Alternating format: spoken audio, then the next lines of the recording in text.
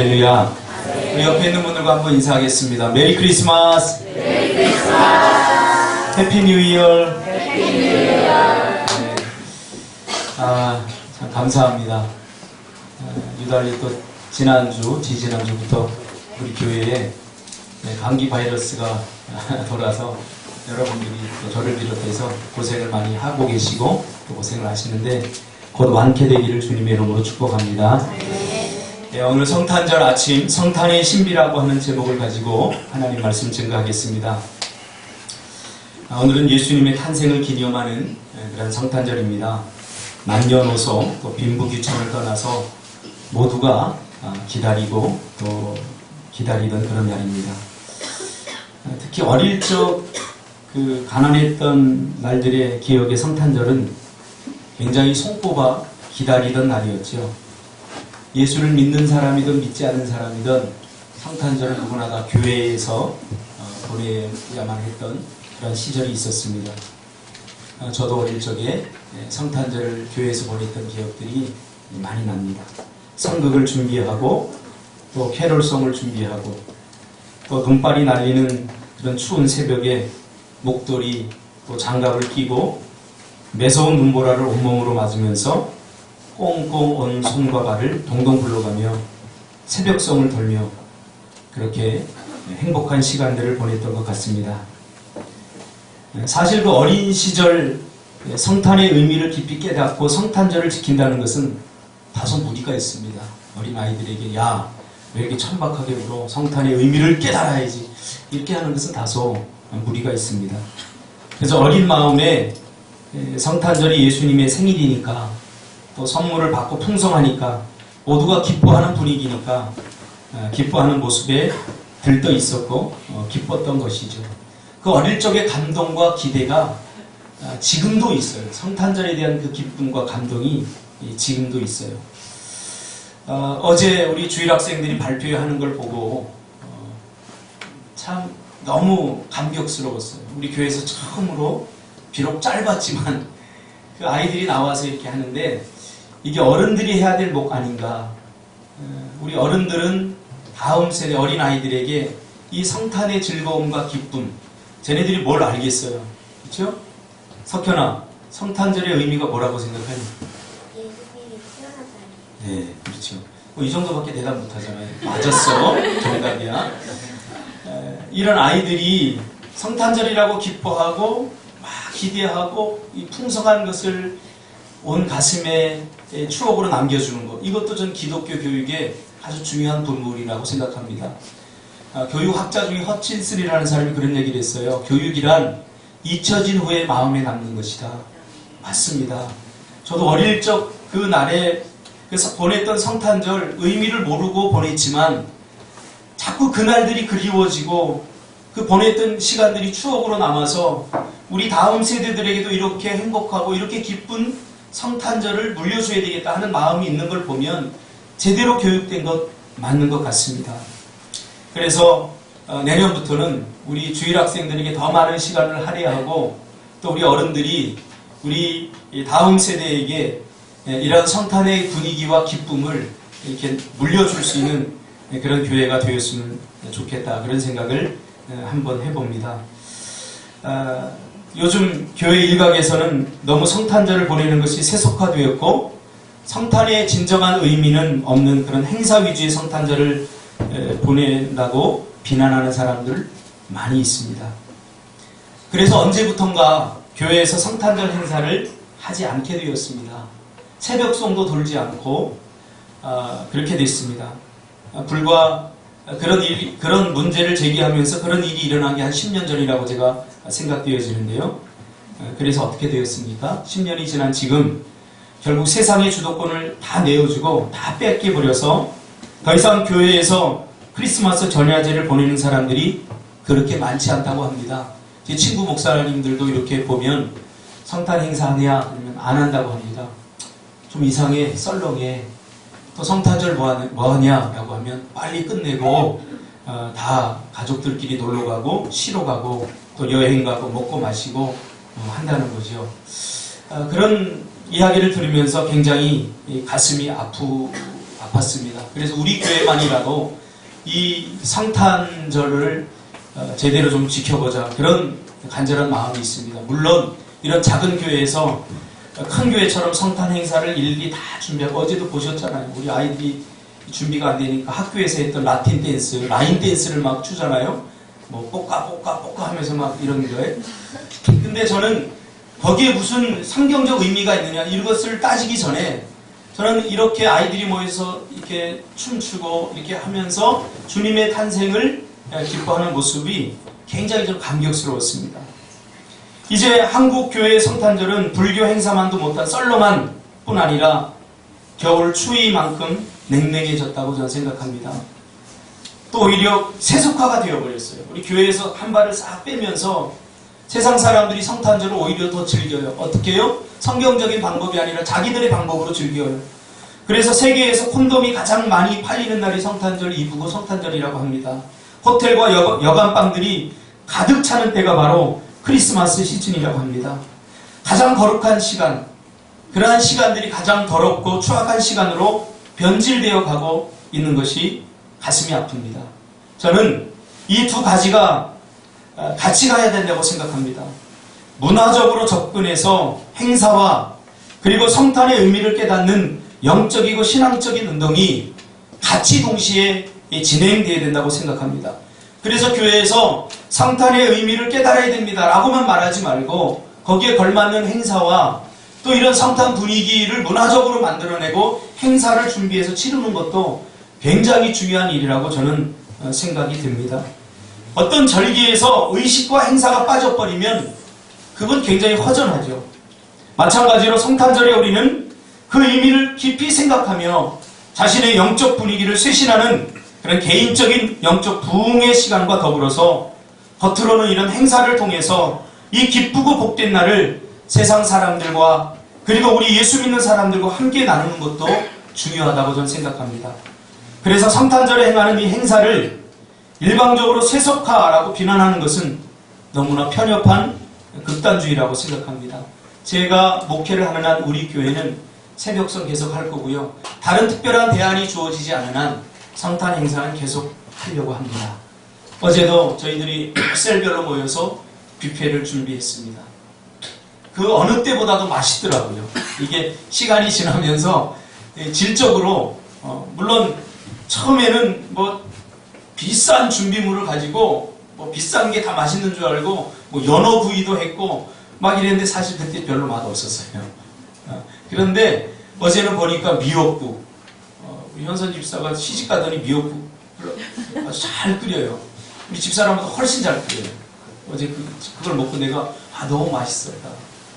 온 사람들이 모여서 그걸 준비하고 분주하게 움직이고 또 짬을 내어서 성가대 연습하고 또 짬을 내어서 주일학교 애들 연습시키고 또 짬을 내어서 뭘 이렇게 하고 하는 걸 보면서 제가 굉장히 감동이 왔어요. 참 기쁘다. 참 행복하다. 성탄절을 이렇게 보내야 된다. 물론 힘들지 않았겠습니까? 얼마나 분주하고 얼마나 힘들었겠습니까? 그러나 여기에 성탄의 깊은 의미가 있다는 것을 오늘 설교를 들어보면 아마 여러분 깨닫게 될 것입니다. 무조건 비판하는 것, 대안이 없는 비판, 이거 문제입니다. 그리고 자신이 먼저 희생하고 헌신하지 않으면서 비판하는 것은 잘못되었습니다. 앞으로 우리 교회에서도 성탄 행사에 관해서 더 많이 고민하고 다양한 성경적 접근 그리고 문화적인 접근을 통해서 큰 기쁨의 문화로 정착시키기 위해서 함께 기도하고 노력했으면 좋겠습니다. 성탄절이 우리에게 주는 의미가 너무 크고 많기에 일일이 다 다룰 수는 없지만 오늘 저는 2016년 성탄절을 맞이하면서 성탄의 신비에 대해서 함께 나누려고 합니다. 성탄절을 우리가 신비라고 말하고 혹은 성탄절을 비밀이라고 말합니다. 신비라고 하는 것은 뭐죠? 이 신비라고 하는 의미는 어떤 일이나 현상이 이성적으로나 상식적으로 설명할 수 없고 또 이해할 수 없을 만큼 신기하고 묘할 때 참 신기하다, 참 신비하다 이런 표현을 씁니다. 그렇죠? 현상은 나타났는데 그것을 설명할 방법이 없어요.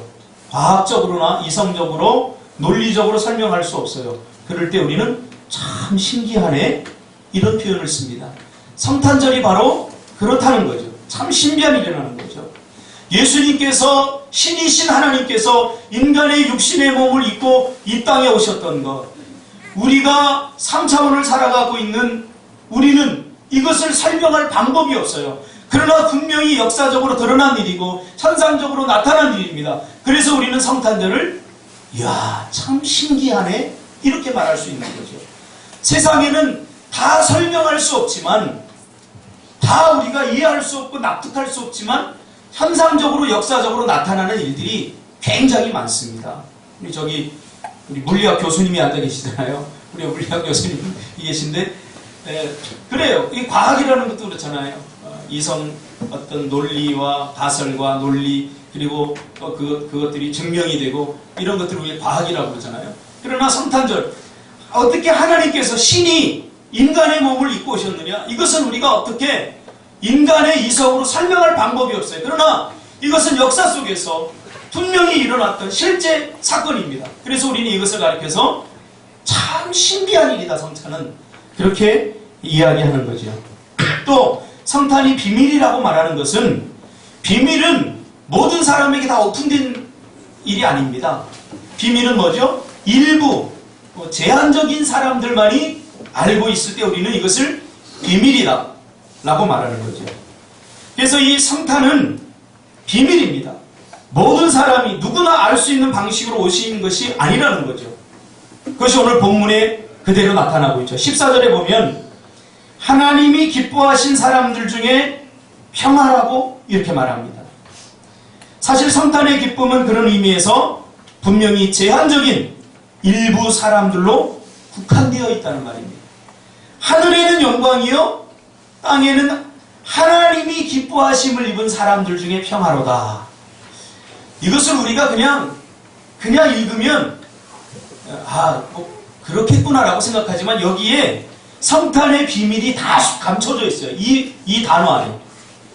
모든 사람들에게 평화를 주신 사건이 아니라는 거죠. 성탄은 예수님이 인간의 몸을 입고 이 땅에 오신 것은 모든 사람들에게 평화를 주신 사건이 아니라 예수님의 탄생이 하나님께는 영광을 돌리는 일이고, 그리고 누구에게 평화를 준다고 오늘 본문에 말합니까?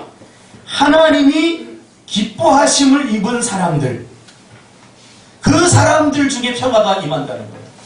다시 말하면, 쉽게 말하면 하나님이 기뻐하는 사람들에게 평화가 주어지는 날, 그것이 바로 성탄이라는 거죠. 그러면 하나님은 어떤 사람을 기뻐하십니까? 오늘 설교를 잘 들으면 하나님이 어떤 사람을 기뻐하시는지 알게 되고, 그리고 하나님이 기뻐하시는 사람들에게 예수님의 탄생은 평화로 다가온다는 거예요. 이 예수님의 탄생으로 말미암아 주어지는 평화는 모든 사람들에게 주어지는 것이 아니라 하나님이 기뻐하는 일부 사람들에게만 주어지는 거예요. 그러면 하나님은 어떤 사람을 기뻐하시는가? 오늘 제가 설교할 내용의 핵심입니다. 그러면서 성탄절은 우리에게 아주 중요한 메시지를 전달해주고 있는 거죠. 성탄에 감추어진 비밀, 모든 사람이 다 알 수 없는 일부만 알고 있는 이 비밀은 성경에서 말하고 있는데요. 성탄에 감추어진 비밀의 핵심은 뭐냐면 바로 회복입니다. 회복. 우리가 죄로 말미암아 이 땅에 고통이 왔어요. 우리 인생의 문제, 우리 인간이 어디서 와서 무엇을 하며 어디로 가는지 설명할 방법이 없어요. 많은 추측과 예측은 하지만, 그러나 성경은 분명히 말하고 있습니다. 우리 인간이 어디서 와서 무엇을 하며 결국 어디로 가는지 분명히 말해주고 있습니다. 그런데 하나님께서 우리를 만드셨어요. 축복의 사람으로 만드셨는데 죄로 말미암아 이 땅에 저주가 오고 고통이 오고, 모든 정신적인 고통, 모든 인생의 삶의 무거운 고통이 죄로 말미암아 이 땅에 온 것입니다. 이 죄의 문제가 해결되지 않으면 우리는 이 땅에서 평생 동안 고생하고 죽음의 고통을 누리며 인생의 고통을 누리다가 죽어서도 지옥에 가는 그러한 영원한 고통을 면할 수 없습니다. 여러분, 죽어가는 사람에게 가장 큰 희망은 뭐죠? 돈 많이 주는 것 아닙니다.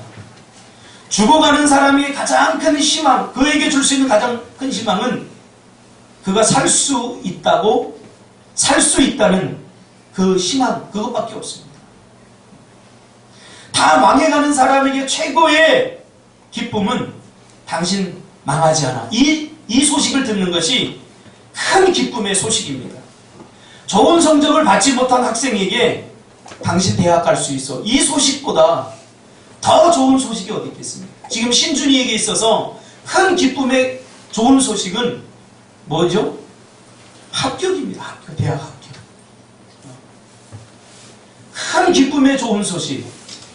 누구에게나 다 이런 큰 기쁨의 좋은 소식을 듣고 싶은 그러한 소원과 희망이 다 있습니다. 오늘 본문 2장 10절에는 큰 기쁨의 좋은 소식을 너희에게 전한다라고 말합니다. 당시 이스라엘 백성들에게, 예수님이 탄생할 그 시점에 이스라엘 백성들에게는 큰 기쁨의 소식이 필요했습니다. 정치적으로, 또 경제적으로, 또 개인적으로 희망이 없는 그런 절망의 캄캄한 밤을 보내고 있었기 때문이죠. 유대가 로마에게 나라를 빼앗기고, 그리고 온갖 탄압 정치를 통해서 희망이 없는 그런 삶을 팔레스타인 사람들이 살고 있었던 거죠. 그러므로 우리는 이 소식이 누구에게 전해졌는지 아는 것 또한 오늘 성탄의 비밀을 밝혀내는 데 가장 중요한 단서가 될 것입니다. 오늘 예수님의 탄생을 제일 먼저 하나님께서 가르쳐준 사람들이 누구죠? 목자들입니다. 그러니까 이 1차적으로 예수님의 가장 기쁜 소식, 큰 기쁨의 좋은 소식을 들어야 될 사람들이 누군가? 그것을 목자라고 하나님이 판단한 거죠. 그리고 뭐라고 합니까? 17절에 보니까 베들레헴으로 가서 그대로 천사들이 너에게 전해준 것처럼 다른 사람들에게도 너희들이 전해들 이 소식을, 큰 기쁨의 좋은 소식을 전하라 라고 말합니다. 그러면 큰 기쁨의 좋은 소식의 내용이 뭡니까? 11절에 나오죠. 너희를 위하여 구주가 나셨으니 곧 그리스도 주시니라. 이 말을 조금 더 확대 해석해 보면 우린 이런 질문을 만들어낼 수 있습니다. 예수님께서 이 땅에 왜 오셨는가? 무엇하러 오셨는가? 큰 기쁨의 좋은 소식의 내용은 과연 무엇인가?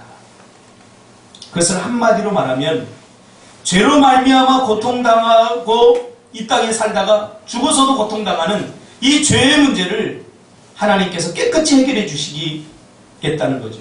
그렇죠?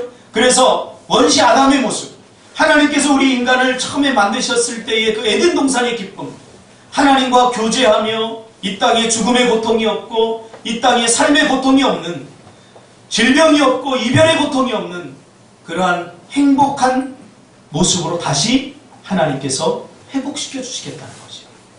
그렇게 하기 위해서 예수님을 이 땅에 보내주셨다는 거죠.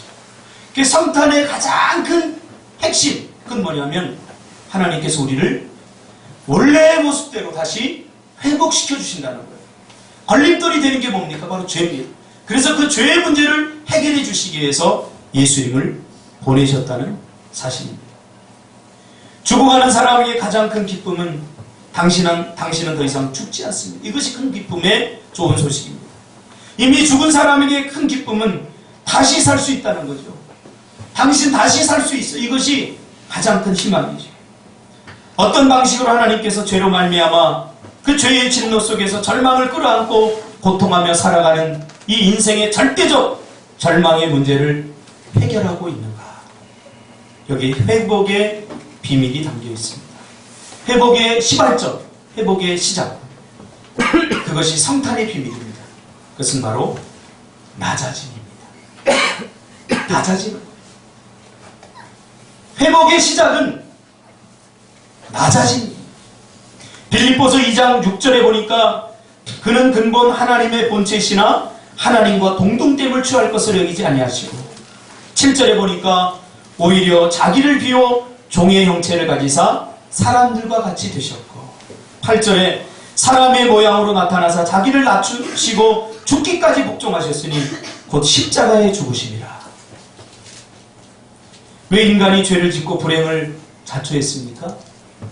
인간이 죄를 지은 그 메커니즘을 가만히 연구해 보면 바로 높아지려고 했기 때문에, 하나님처럼 되려고 했다. 하나님처럼 높아지려고 했기 때문에, 피조물인 우리 인간이 하나님처럼 되려고 한 사건이 죄의 핵심입니다. 그리고 하나님보다 더 높아지려고 하는 거죠. 이것이 죄입니다. 이때 인간의 비극이 시작이 된 거죠. 그래서 잠언서 18장 12절은 사람의 마음의 교만은 멸망의 선봉이요 겸손은 존귀의 앞잡이니라. 무슨 말입니까?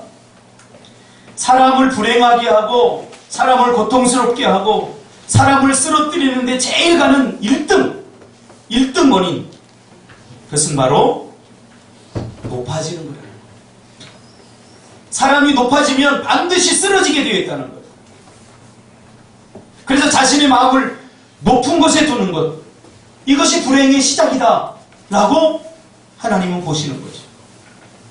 자신의 마음을 높은 곳에 두면 결국은 다른 사람을 위에서 바라보게 됩니다. 다른 사람 우습게 보이죠. 그러니까 높은 곳에서 봐요. 그럼 아래로 보잖아요. 그럼 다른 사람을 다 우습게 보이는 거예요. 공부 잘하는 사람이 그 마음을 높은 곳에 두면 공부 못하는 사람들 다 무시하고 공부 못하는 사람도 우습게 여기는 거죠. 그러나 공부 잘하는 사람이 마음을 낮은 곳에 두면 그 공부 잘하는 것을 통해 다른 사람을 섬기게 되는 거죠. 그 공부 잘함을 통해서 다른 사람을 기쁘게 하고 행복하게 하는 거죠. 그러나 마음을 높게 두면 다른 사람을 무시하고 멸시하게 되는 거죠. 여기서부터 불행이 시작된다는 거예요. 그래서 마음을 높은 곳에 두면 다른 사람을 무시하고 함부로 하고 자기 뜻대로 하게 되는 것이죠. 그러므로 모든 불행은 높아지려고 하는 데서 시작된다. 마태복음 23장 11절에 보니까 주님께서 말씀하십니다. 너희 중에 큰 자는 너희를 섬기는 자가 되어야 하리라. 예수님께서 이 땅에 오셔서 한 일이 무엇입니까? 죄로 말미암아 교만해지고 높아진 사람들의 마음을 자꾸 낮추는 일을 했습니다. 바리새인, 서기관 이런 사람들을, 이런 당시 리더층입니다. 높은 사람들입니다. 지위적으로 높은 사람들입니다.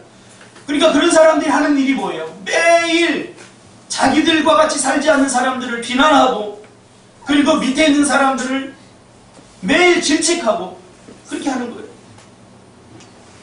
그것이 주님의 마음에 고통을 주고 아픔을 주는 거죠. 그들은 자신들을 높이고 주변 사람들을 무시하고 멸시하고 그리고 미워했기 때문입니다. 마태복음 23장 12절에 누구든지 자기를 높이는 자는 낮아지고 누구든지 자기를 낮추는 자는 높아지리라. 그래서 주님은 나보다 남을 더 낮게 여기게 된다고 말합니다. 비굴해지라는 이야기가 아닙니다. 나보다 다른 사람을 어떻게 여깁니까? 이걸 보면 내가 얼마나 마음이 높아져 있는지 낮아져 있는지 이것이 결정이 됩니다. 다른 사람을 대할 때, 다른 사람을 볼 때 혹시 여러분 무시하는 사람, 혹시 아무렇게나 생각해도 된다고 생각하는 사람 주변에 있습니까? 내가 제일 높은 곳에 있습니까? 이 사람 반드시 넘어집니다. 제 이야기가 아니라 성경의 이야기입니다. 높아지는 사람은 반드시 쓰러지게 되어 있고 낮아지게 되어 있다는 거예요. 그것이 오늘 성경이 우리에게 주는, 이 탄생이 우리에게 주는 아주 중요한 핵심 메시지입니다. 그래서 예수님께서는 이 땅에 가장 낮은 자의 모습으로 오신 것입니다.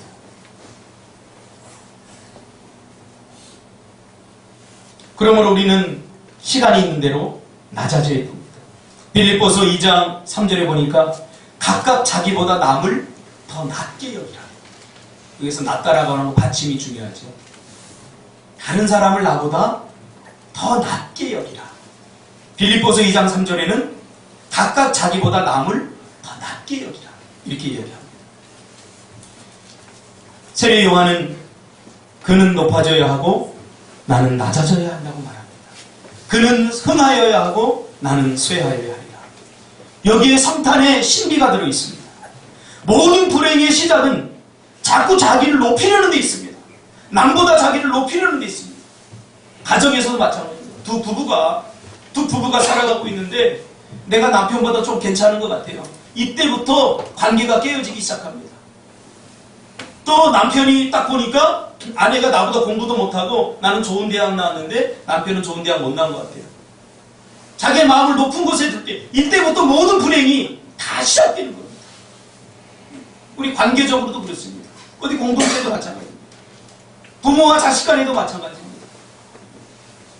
우리가 다른 사람보다 자기를 높은 곳에 두려고 할 때 모든 비극이 시작된다는 거예요. 자기 지위, 자기 자존심, 자기 역할, 자기 영향력, 자기 만족, 자기 명예, 자기 사회적 지위. 그것을 다른 사람보다 더 자기가 높다고, 레벨이 높다고 생각할 때 그때부터 비극이 시작된다는 거예요. 이게 죄가 가지고 있는 특성입니다. 그래서 이 죄를 깨뜨리기 위해서 예수님이 그 죄를 깨뜨리기 위해서 가장 낮은 곳으로 오신 거예요. 인간의 몸을, 신이 인간의 몸을 입는다는 것이 가능하겠습니까? 불가능합니다. 그래서 예수님께서 가장 낮은 자의 모습으로 오신 거예요. 여러분 생각해 보세요. 개미를 구원하기 위해서 민지야, 너 개미가 한번 돼볼래? 개미로 가볼래? 불가능한 거예요. 우리 개미 가다가 있으면 귀찮다고 발을 밟아 죽이잖아요. 우리 하찮 개혁이잖아요. 그런 하찮 개혁이는 개미를 구원하기 위해서 개미처럼 된다고 생각해 보세요. 교회에서도 자기 지위를 자꾸 높이려고 하면 위험합니다. 우리 인생의 불행과 비극은 자꾸 자기를 높이려고 하는 게 있습니다. 신앙생활 할수록 더 낮아지시기를 바랍니다. 여러분 높아지면 위험합니다. 자꾸 침체하고 하나님의 은혜에서 멀어집니다. 그러나 낮아지면 희망이 있습니다. 우리가 마음이 높아지면 작은 것 하나 가지고도 잘 감사가 안 나오잖아요. 그렇죠? 우리 어린아이들 보세요. 뭘 하나를 주면 지금 선물 뭘 하나를 주면 쟤네들 왜 나온 줄 아세요? 내가 오늘 선물 준다니까 다 나왔어요. 뚫어지게 지금 쳐다보고 지금 부담이 막 되기 시작해요. 설교가 갑자기 안 나오려고 그래요. 뭘 줘야 되나 보세요. 지금 안 졸아요. 다 이렇게 설교 잘 듣잖아요. 더 부담이 되네. 좀 졸아줬으면 좋겠어. 그래야 이유라도 핑계라도 해서 안 좋지. 요만한 거 하나를 줘도 쟤네들은 기뻐해요. 우리 아이들 보니까 햄스터 4,000원짜리 한 마리 사주니까 그것 때문에 행복해요. 그러나 우리는 4,000원짜리 선물 받고 나를 무시하냐 그래요. 왜 그래요? 우리의 마음이 이미 높아져 있다는 거예요. 작은 것들, 사소한 것들, 거기서 행복이 오고 거기서 기쁨이 오는데 그 기쁨의 통로가 다 막혀버린 거예요. 왜? 우리가 너무 높아져 있어요. 그래서 예수님께서 본을 보이신 거예요. 낮은 곳으로 보신 거예요. 낮아지면 희망이 보입니다. 더 풍성해지고 세상에서 얻지 못하는 것들에 하는 하늘의 기쁨과 소망을 얻게 됩니다. 저도 노예에 가서 큰 교회 목사님들과 이렇게 있으면요. 좀 마음이 좀 불편하고 좀 상할 때가 있어요. 왜? 아니 저분들은 목회를 해서 큰 교회를 하는데 나는 이제 10년 동안 하는데 성도들도 그렇게 적고 이미 내 마음을 높은 곳에 두니까 내가 비참해지고 내가 그러면 어떻게 되겠어요? 여러분 이렇게 소중한 성도들이 이렇게 무엇과도 바꿀 수 없는 성도들이 소중하게 보이겠어요? 노예 가서 큰 교회에서 뭐 어떤 성도님이 차를 사줬다 그러면 우리 교회 성도님 차 사주는 성도들 그럼 하찮게 보이지 않겠어요? 이게 비극의 시작이라는 거예요. 이게 비극이에요. 왜 높은 곳에 두면 거기서부터 인간의 비극이 시작이 된다는 거예요.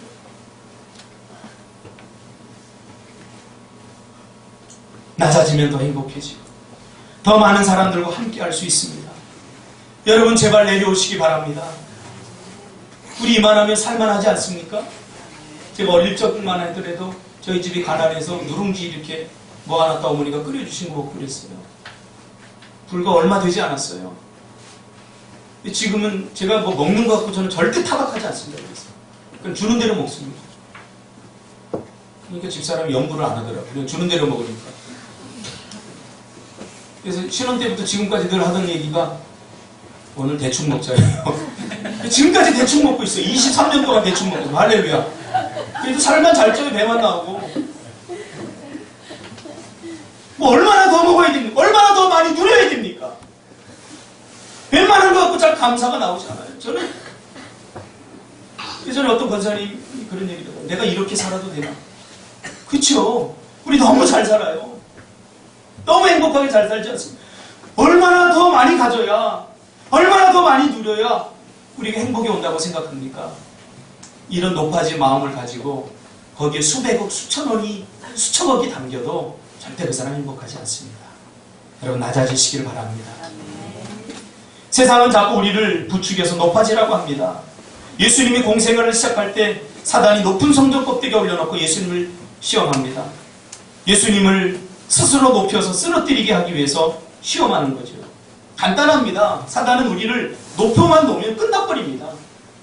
우리가 높아지면 그 다음부터는요, 우리가 얼마나 교만해집니까? 그러면 그 다음부터는요, 사단이 뭐 유혹할 필요도 없어요. 그냥 자기 스스로 무너지는 거예요. 왜 높이려고 했습니까, 사단이? 거기에 핵심이 있습니다. 높아지면 쓰러지기 때문에. 사단은 그것을 알기 때문이죠. 여러분, 우리의 삶의 작은 것, 사소한 것, 남편의 월급이 혹시 적으면 불평하지 마세요. 월급 못 받는 사람도 많습니다.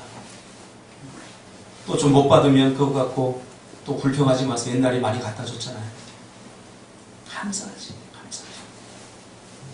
힘들고 어려울수록 불평하고 원망하지 말고 서로 위해주고 서로 아껴주고 그 마음이 낮아진 거. 그 낮아진다는 건 뭐예요? 그 사람의 마음에 이해한다는 거잖아요. 생각해 보세요. 누구는 월급 좋게 갖다 주고 싶어서 갖다 주나요? 사랑하는 가족들 월급 많이 갖다 주고 싶죠. 근데 그 많이 갖다 주고 싶은데 갖다 주지 못하는 그 남편의 마음은 얼마나 애절하겠어요. 그러면 아내가 그 남편의 마음 속으로 들어가야죠. 낮아져야죠. 낮아진다는 것은 그 사람을 이해하고 그 사람처럼 그 사람의 입장이 된다는 거잖아요. 하나님께서 인간의 몸을 입고 오신 이유가 뭐예요? 인간처럼 돼서 인간의 모든 고통과 모든 아픔을 친히 다 경험하기 위해서잖아요. 왜? 우리를 이해하기 위해서. 우리는요, 우리 안에 죄가 많기 때문에 누구를 이해한다는 거 불가능합니다. 그냥 비난하죠, 다. 누구처럼 그 사람이 입장이 되어서 생각한다는 거, 이거 얼마나 힘듭니까? 그래서 늘 하는 얘기가 뭡니까? 그래, 네 입장 다 알아. 내가 다 이해해. 그랬는데, 그러면 안 돼. 이게 이해하는 겁니까? 아니죠. 오죽했으면 그렇게 됩니다. 제가 요즘 집사람한테 막 그런 이야기 많이 해요. 오죽했으면 그렇게. 집사람이 저한테 그래요. 예수님 같다고, 성자 같다고, 잘난 척 한다고. 잘난 척 하는 게 아니라, 그렇지 않으면 내가 무너지기 때문에 그래요. 내 안에 비난이 들어오고, 내가 그 사람보다 위로 딱 많이 서봤거든요, 저도. 그럼 그 사람을 잃게 되고, 그 사람과 관계가 끊어져요. 낮추는 수밖에 없어요. 그 사람의 입장이 되어보는 수밖에 없어요. 제가 아직도 가슴에 잊지 못하는 게 있는데, 저희 어머니가 돌아가셨는데, 저희가 좀 어릴 적 못 살았는데, 저희 어머니가 요즘에는 그 공공근로라고 하는데, 취로사업이라고 옛날에 그랬는데, 초등학교 갔다 내려오는데, 그걸 하고 있는 거예요. 그 모습이 내가 굉장히 부끄럽게 생각된 거예요. 친구가 물어봤어요. 누구야? 아는 척 하니까. 그래, 하고 넘어갔어요. 어머니가 그걸 왜 몰랐겠어요? 낮아지라는 것은 자기의 모습을 제대로 인식하라는 거예요. 그 어머니 밑에 내가 자식이고, 우리 가정은 그 어렵고 힘든 걸 같이 짊어지고 갔어야 되는데, 난 그것이 그냥 부끄럽기만 했던 거죠. 왜? 낮아지지 않으니까.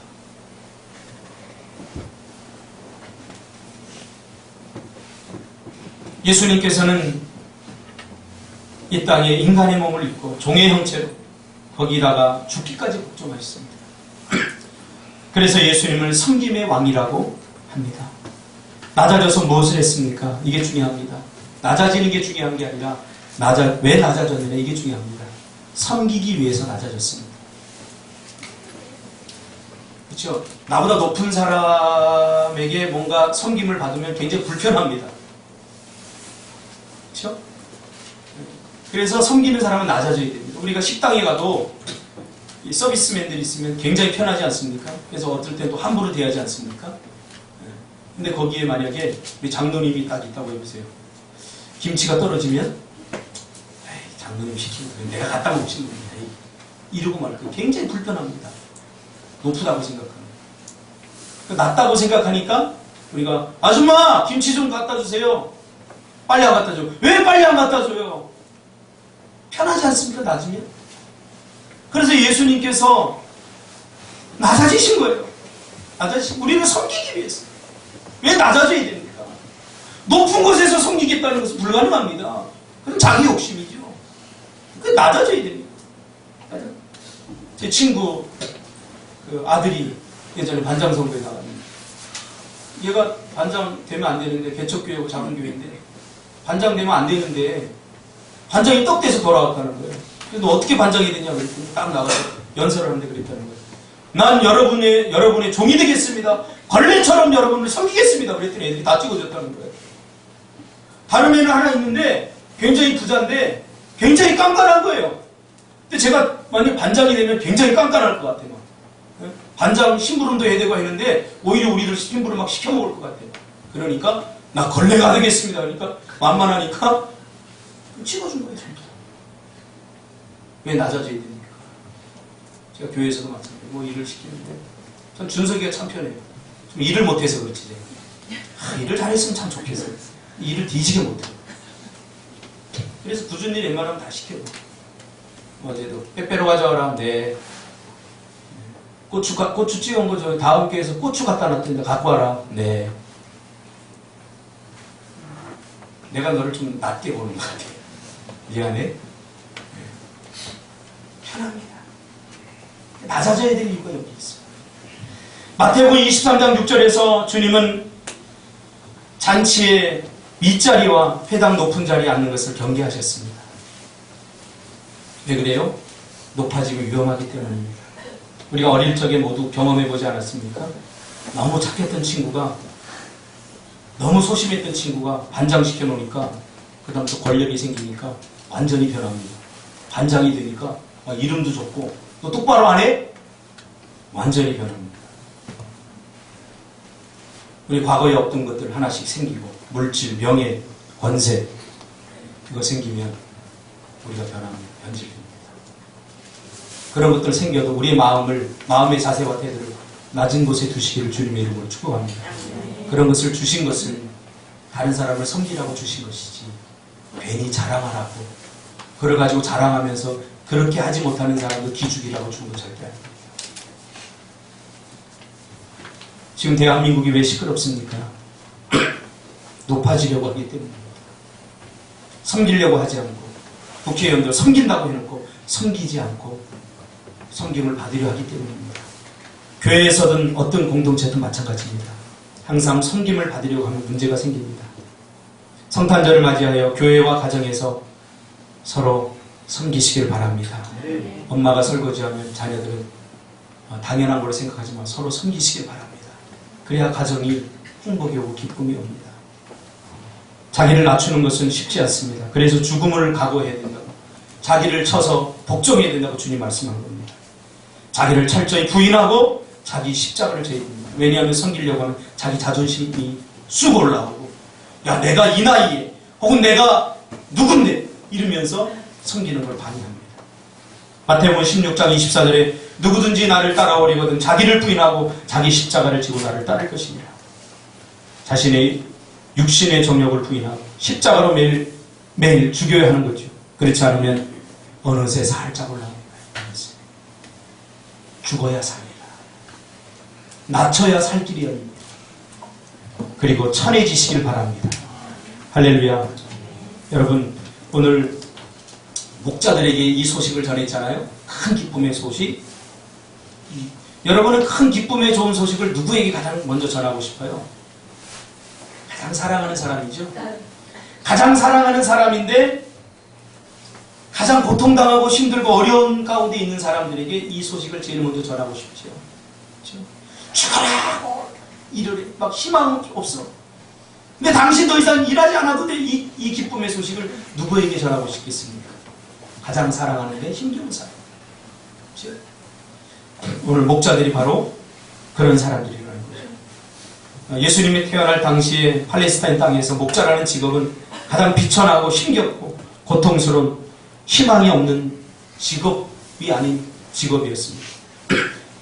말이 목자지 그냥 짐승과 함께 사는, 요세푸스는 그래서 당시의 목자들을 뭐라고 표현했냐면 짐승과 함께 사는 사람들, 짐승 같은 사람들이라고 표현했습니다. 집도 따로 없었습니다. 짐승들의 틈에서 양들의 몸과 양의 체온을 유지해서 동물의 배설물과 함께 뒹굴며 사는 그런 천박한 비천한 사람들이었습니다. 목자는 누구보다도 큰 기쁨의 소식이 필요했던 사람들이죠. 이런 목자에게 가장 먼저 와서 예수님의 탄생을 천사들이 알려준 겁니다. 주님은 이런 사람들을 마태복음 5장에서 심령이 가난한 자들이라고 말씀하셨습니다. 심령이 가난한 자는 복이 있나니 천국이 저희 것입니다. 이런 자들을 애통하는 자들이라고 표현했습니다. 하나님은 누구에게 가장 먼저 큰 기쁨의 소식을 전하시는가? 바로 이런 자들입니다. 가장 낮은 곳에서 묵묵히 자신의 일을 감당하며 불평, 원망 한마디 없이 고생하는 그들. 여러분, 우리나라가 정치를 잘못하고 우리나라가 희망 없다고 지금 젊은이들이 이민을 떠나고 불평하고 원망하고 낙심하고 좌절하고 최순실 게이트를 통해서 많은 사람들이 살맛 안 난다고 그러는데 그럴 필요 없습니다. 왜? 정치인들이 이 나라의 핵심입니까? 그렇지 않습니다. 이 나라의 핵심은 지금도 수많은 곳에서 땀 흘리고 가정을 이루고 나가고 그 한 푼 벌어보겠다고 새벽마다 일하고 땀을 흘리는 우리 민초들 아닙니까? 우리들이 대한민국의 주인 아닙니까? 우리들이 핵심 아닙니까? 여러분들이 바로 대한민국의 핵심입니다. 정치인들이 주인이 아닙니다. 이거 분명히 깨달아야 됩니다. 교회도 마찬가지입니다. 교회도 어제도 저는 참 교회에서 행사하기가 참 부담이 돼요. 왜냐하면 하면은 우리 젊은이들이 2가지, 3가지, 4가지, 5가지를 해야 돼요. 성탄절 되면 성탄절 헌금해야죠. 추수감사절 헌금해야죠. 또 송구영신 예배 또 드리면 또 헌금해야죠. 이게 얼마나 미안한지 몰라요. 뻔하잖아요. 뻔하잖아요. 참 이게 가슴 아파요. 이 교회의 어떤 핵심이 제가 아니에요. 목사가 아니에요. 저 부끄러워요. 어제도 보니까 막 2가지 우리 현선이 뛰어다니는 거 성가대하고 뭐 가수 뭐 한다고 막 하고 또 여기 왔다 저기 왔다. 그래 가슴이 막 뭉클하는 거예요. 또 거기다 새벽 좀 돈다고 또 새벽까지 또 밤새우면서 하고 천사들이 큰 기쁨의 가장 좋은 소식을 누구에게 전해줄까요? 얼마 전에 이찬수 목사님의 설교를 듣다가 너무 감동돼서 제가 많이 울었습니다. 자신의 교회 권사님이 심장 수술했대요. 심장 수술했는데 수술을 하고서 이제 어느 정도 회복이 되니까 목사님이 쓴 책을 한 권 가지고 이렇게 오셨대요. 그래서 목사님 사인해 주세요. 왜요? 그랬더니 자기와 함께 수술을 받았던 한 권사님이 계신데 이분이 저기 전라도 목포 어디 섬 어디에 작은 교회의 권사님인데 그 권사님한테 주려고요. 그러면서 그 권사님 이야기를 하는데 그 권사님이 시골 교회는 다 그래요. 일꾼이 없어요. 근데 이제 중학생, 초등학생, 중학생, 고등학생이 되면 이제 다 도시로 떠나니까 반주를 해야 되는데 반주자가 한 3년 하고 떠나고 3년 하고 떠나고 그러니까 반주자가 고3이 되면 또 걱정하는 거예요. 반주 누가 하지? 걱정되는 거예요. 또 떠나버리면 반주자 없이 또 찬양하고 이걸 너무 안타깝게 생각해서 이 60이 다 된 이 권사님이 내가 한번 반주해야 되겠다. 나는 죽을 때까지 그래도 할 수 있으니까. 내가 80까지 살면 그래도 20년 할 수 있으니까. 그리고 반주를 배우기 시작한 거예요. 5년 동안 반주를 배워가지고 5년 만에 이 반주를 이거 한 거예요. 목사보다 낫지 않습니까? 목사보다 더 교회를 걱정하는 거예요. 이거 반주자 떠나면 어떡하지?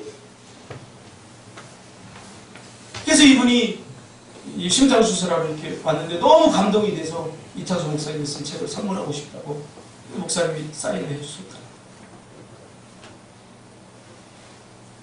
내가 설교 잘해서 교회가 부흥하는 거 아닙니다. 착각하지 마세요. 지금도 우리 무명의 영사들, 이 민초들 묵묵히 알아주지 않지만 목자들처럼 캄캄한 밤에도 양을 지키면서 자기가 있어야 그곳에서 최선 누가 알아줍니까? 안 알아줘요.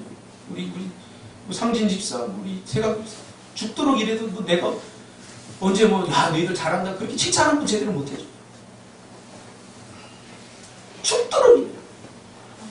죽도록 일을 하면 희망이 없어요. 그렇죠? 그렇지 세각 집사. 그래서 교회 떠나기 그것도 싫고 그래요 사실. 이거 언제까지 얘기하는데 가정도 가지고 힘들어요. 천사가 누구에게 와서 가장 큰 기쁨의 좋은 소식을 전해주고 줄까?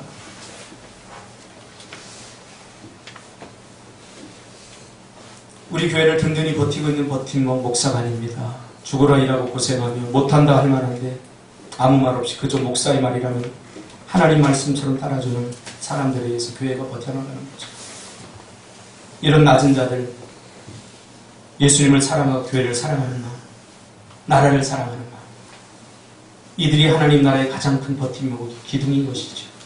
아무도 알아주지 않아도 그런 자리를 탐하지 않고 묵묵히 버텨내는 민초들, 그들 때문이죠. 하나님은 바로 2016년 이 가장 큰 기쁨의 좋은 소식, 바로 이러한 자들에게 가장 먼저 들려주고 싶은 것 아닐까요? 이사야 61장에 보면 예수님이 이 땅에 오신 목적을 이렇게 표현하고 있습니다. 가난한 자에게 아름다운 소식. 가난하지 않은 부한 자는 아름다운 소식을 듣지 못합니다. 마음이 상한 자를 고치고. 이번 2016년도 우리 어제 주일 학생들이 공연하는 걸 보고 제 마음에 성탄의 그 어릴 적의 감동이 다시 살아났어요. 한동안 힘들었거든요. 왜? 그냥 일로만 생각했어요. 성탄절 또 오나? 이거 힘든데. 근데 어제 우리 아이들이 이렇게 하는 걸 보고 이 마음에 어제 사실 제가 잠을 못 잤어요. 집사람하고 뒤척 왜 잠이 안 오지? 여기 흥분이 생기는 거예요. 저 아이들에게 뭔가 해줄 수 있다는 거. 뭔가 메커니즘에 빠져있고 영적 침체가 왔다면 낮아지십시오. 그리고 가장 작은 것, 별 볼 일 없는 것에 관심을 가지고 그것에 헌신하고 희생하십시오. 그래야 회복됩니다. 그래야 행복합니다. 그래야 살맛이 납니다. 더 낮추십시오. 미국 인권 운동가 중에 존 하드 그리핀이라는 사람이 있습니다. 이 사람은 1940년도, 50년대에 미국 사회에서 흑인들이 받는 멸시와 천대가 얼마나 심각한지 직접 경험하기 위해서 자신을 흑인처럼 만들어 흑인처럼 살아보기로 결심했습니다. 그래서 약품과 염료, 방사선을 이용해서 자신의 피부를 실제로 검게 만들었습니다. 원래는 백인인데 흑인들의 삶을 직접 경험해보기 위해서 자신을 실제로 조금 있다 변할 수 없는 완전히 흑인으로 자기 피부를 다 태워버렸습니다. 머리도 흑인처럼 짧게 잘랐습니다. 누가 봐도 흑인의 모습이었습니다. 그리고 흑인 차별이 가장 심한 남부지방으로 여행을 떠났습니다. 그때부터 문제가 생깁니다. 승차 거부를 당했고 식당에서는 흑인이라고 음식도 팔지 않았고 호텔에서는 흑인과 함께 잘 수 없다고 사람들이 항의하는 바람에 쫓겨나고 심지어는 주일날 예배드리러 갔는데 여기는 백인교회라고 쫓아냈습니다. 교회에서까지. 가는 곳마다 멸시와 천대를 받아 검은 피부의 사람들이 설탕이 어느 곳에도 없다는 것을 이 사람은 깨달았습니다. 1959년 이 일이 알려지자 백인 사회는 존 하드 그리핀을 매도했고 심각한 살해 위협이 시달렸습니다. 심지어 그의 고향 땅에서는 이 존 하드 그리핀의 모형을 만들어서 태우면서 화형식까지 거행했습니다. 죽여버리겠다. 그러나 그는 굴하지 않고 1961년 7주 동안 온갖 수모와 천대를 받았던 경험을 나 같은 흑인, Black Like Me 라고 하는 책을 출간해서 미국 교회와 지성인 사회에 그들이 위선과 편협함에 경적을 울렸습니다. 그러나 그에게 돌아온 대가는 혹독했습니다. 그는 자신의 피부를 검게 만드는 과정에서 사용했던 방사선의 영향으로 피부암에 걸려 60세에 고통당하다 죽었습니다. 그는 백인으로 태어났지만 흑인들의 인권과 흑인들이 사람답게 살 수 있는 세상을 만들기 위해 애쓰다 주님처럼 십자가에서 죽어간 것입니다. 하나님은 바로 이런 사람을 기뻐하는 거죠. 이런 사람에게, 기뻐하심을 입은 사람에게 평화가 주어지는 거죠. 왜 우리에게 평화가 없습니까? 성탄절이 왔는데도 왜 평화가 없습니까? 이 평화는 누구에게 주어지는 겁니까? 하나님이 기뻐하심을 입은 사람이에요. 하나님은 누구를 기뻐하죠? 바로 이런 사람이죠. 높은 사람이 아니라 낮아진 사람. 이런 사람에게 큰 기쁨의 좋은 소식을 가장 먼저 전하고 싶은 거죠. 죽도록 기도하고 죽도록 헌신하고도 아직 희망이 보이지 않아 낙심해 있는 우리 성도들에게 하나님은 가장 먼저 소식을 전하고 싶을 겁니다. 21세기의 목자가 되시기를 바랍니다. 높고 화려한 곳에서 희망을 찾지 말고 낮고 천한 곳에서 희망을 찾아야 됩니다. 왜냐하면 주님은 그런 곳에 그런 사람들만을 만나주시기 때문입니다. 그리고 큰 기쁨의 좋은 소식을 가장 먼저 전해주시기 때문입니다. 우리가 큰 기쁨의 좋은 소식을 듣지 못하는 이유, 우리에게 평안이 깨진 이유는 크고 화려한 곳에 우리의 마음이 있기 때문은 아닐까요? 기도하겠습니다. 2016년도 성탄절을 맞아